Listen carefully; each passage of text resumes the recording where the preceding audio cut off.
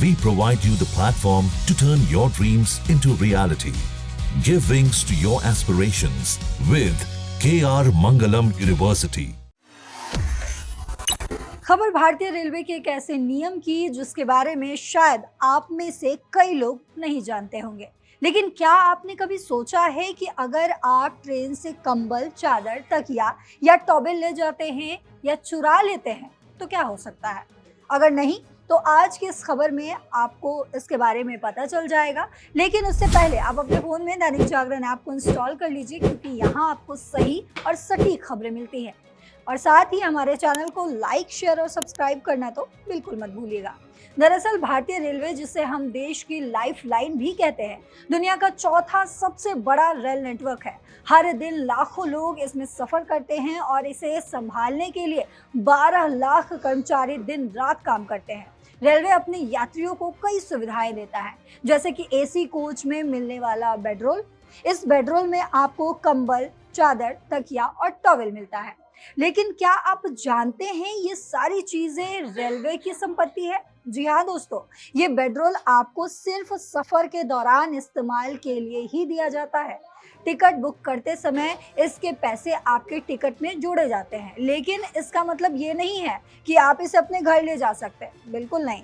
यात्रा खत्म होने के बाद आपको ये सामान रेलवे को वापस करना होता है। इसे वापस करना आपकी नैतिक जिम्मेदारियों में आती है। लेकिन अब सवाल ये है कि अगर कोई यात्री इस सामान को लेकर चला जाता है तो क्या होगा? अगर आप इसे लेकर चले जाते हो तो इसे चोरी माना जाता है, और ये कोई छोटी मोटी बात नहीं है। अगर आप ट्रेन से कंबल, चादर, तकिया या टॉवेल ले जाते हुए पकड़े गए तो आपको 1000 रुपए का जुर्माना देना पड़ सकता है। और अगर आप ये जुर्माना देने से मना कर देते हैं या नहीं दे पाते तो कानून के मुताबिक आपको 1 साल तक की जेल की सजा हो सकती है। और इतना ही नहीं, अगर कोई बार बार ऐसा करता है तो सजा और भी सख्त हो सकती है। रेलवे संपत्ति अधिनियम 1966 के तहत अगर आप दोबारा इस तरह की चोरी करते हुए पकड़े गए तो आपको 5 साल तक की जेल की और जुर्माना दोनों ही देना पड़ सकता है।